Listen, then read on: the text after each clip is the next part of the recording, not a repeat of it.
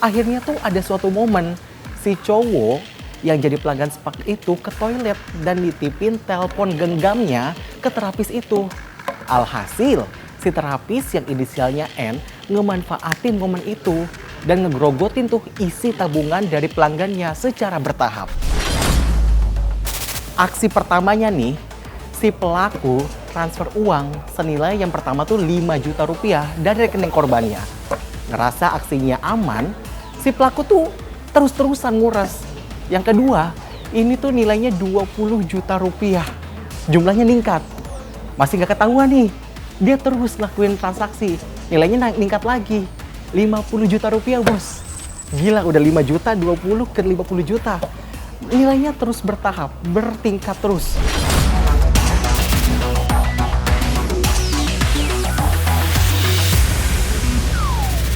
Lagi viral nih, ada seorang wanita menguras uang seorang pria yang nilainya fantastis mencapai 1,2 miliar rupiah. Kasusnya sekarang udah masuk ke pengadilan. Gimana ceritanya? Kita cek now.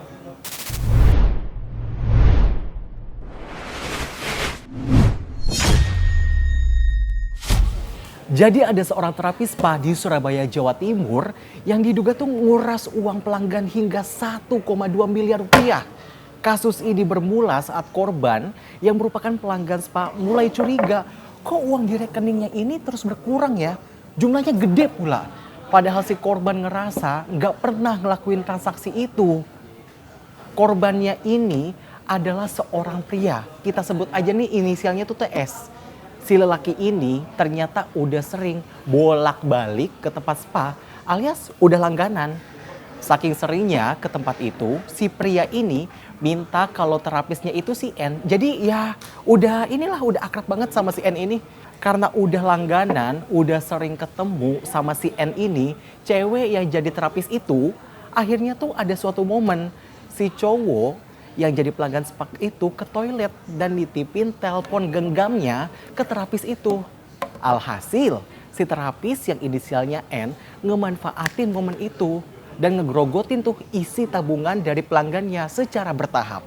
Mulai dari 5 juta, 20 juta, 50 juta, terus berulang. Kalau dari cerita yang beredar, si terapis diem-diem ngebuka pelindung ataupun casing handphone si korban yang ternyata di dalamnya ada ATM dari si korban. Tapi ada perbedaan cerita. Kalau dari pengakuan dari sang terapis, dia tuh bilang kalau korban ngasih tahu pinnya dan ngasih kebebasan untuk pakai ATM-nya. Jadi yang benar yang mana? Tapi kalau dari sisi si korban tuh bilang gak pernah ngasih izin pelaku untuk pakai uang dari rekeningnya. Yang bikin kita bertanya-tanya sekarang, kok dia bisa transfer, tahu pinnya dari mana? Itu kan suatu hal yang harusnya dirahasiain gitu loh. Konon katanya si N, terapis itu, tahu pinnya karena keduanya tuh sering pergi bareng. Momen inilah yang akhirnya dimanfaatin untuk ngorek informasi daripada korbannya. Sementara dari sisi pelaku menyatakan dirinya tuh bukan pencuri tapi udah ada izin dari korbannya. Jadi yang benar yang mana nih? Dari versi korban atau pelakunya? Dari informasi yang beredar, pelaku nguras rekening korban selama Agustus hingga September 2024. Aksi pertamanya nih, si pelaku transfer uang senilai yang pertama tuh 5 juta rupiah dari rekening korbannya. Ngerasa aksinya aman, si pelaku tuh terus-terusan nguras. Yang kedua, ini tuh nilainya 20 juta rupiah. Jumlahnya ningkat. Masih nggak ketahuan nih, dia terus lakuin transaksi. Nilainya ningkat lagi. 50 juta rupiah bos. Gila, udah 5 juta, 20 ke 50 juta. Nilainya terus bertahap, bertingkat terus. Karena ngerasa hartanya kekuras, padahal nggak pernah ngelakuin transaksi, akhirnya korban tuh ngelaporin kasus ini ke polisi. Sekarang nih kasusnya bergulir di pengadilan. Kalau kata si jaksa di persidangan, total ada puluhan transaksi yang dilakuin pelaku pas nguras duit korban.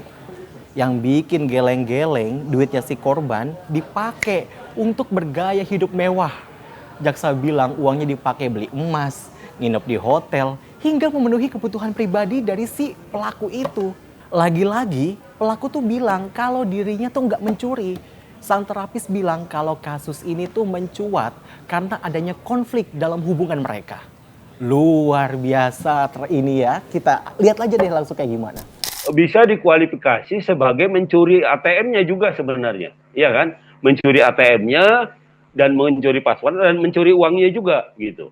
Artinya ujungnya adalah pencurian uang sebenarnya. Dia mencuri ATM kalau tidak digunakan juga bukan pencurian juga, iya kan? Tetapi begitu dia mencuri ATM, dapat passwordnya, dia ambil, nah itu sudah pencurian, gitu ya. Jadi perbuatan itu satu rangkaian, kemudian dikualifikasi sebagai pencurian. Antara 476 sampai 481 di dalam KUHP itu. Ya, tetapi yang lebih persis dia akan dikenakan pasal 479 ya, 479. Dia mengambil barang orang lain ya,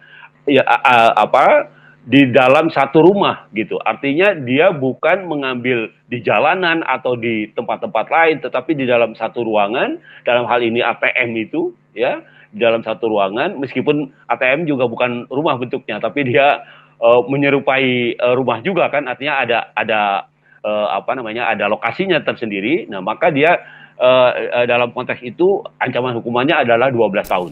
Kalau udah begini, sebenarnya apa yang bisa kita lakuin supaya terhindar dari modus kejahatan ini? Kita simak yuk yang berikut ini. Nomor satu adalah ketika Anda menyadari kartu ATM Anda itu hilang, ya langsung datang ke banknya untuk minta ditutup aksesnya, gitu. Itu nomor satu, gitu ya. Artinya mau nggak mau itu harus dilakukan gitu. Karena siapapun, gitu ya, apakah itu pacar atau ke orang lain yang nemu di jalanan atau yang menemukan dompet Anda, bisa jadi Anda secara nggak langsung juga menulis nomor passwordnya pada secari kertas, umpamanya yang ada di dalam dompet itu juga, kan bisa juga seperti itu, gitu ya, takut lupa umpamanya ditulis, ya, atau banyak kan sih sekarang ditaruh di handphone ya nomornya ya, jadi tidak nempel ke dompetnya gitu. Nah karena itu ke depannya ya harus itu tadi saya bilang, kalau Anda nggak ingat nomor passwordnya, lebih baik di kartu itu dipisahkan, nomor itu, catatan tentang nomor itu dipisahkan dengan kartunya. Artinya kalaupun kartu Anda tercecer dimanapun, ya orang tidak bisa mengakses gitu ya, dan orang juga nggak bisa bawa ke bank kan untuk minta password dan segala, karena dia bukan pemilik rekeningnya ya. Nah karena itu kemudian saya kira itu satu-satunya jalan. Kasus ini jadi pelajaran bahwa rasa percaya yang terlalu besar bisa berujung petaka. Uang miliaran rupiah yang diduga terkuras, sementara pelaku kini harus mempertanggungjawabkan perbuatannya di ruang persidangan. Lalu akan seberat apa hukuman untuk pelaku? Apakah setimpal dengan kerugian korban yang mencapai 1,2 miliar rupiah? Kita nantikan bersama. Demikian Cek Now kali ini, saya Syam Hakung. Tetap kritis, tetap waras, merdeka.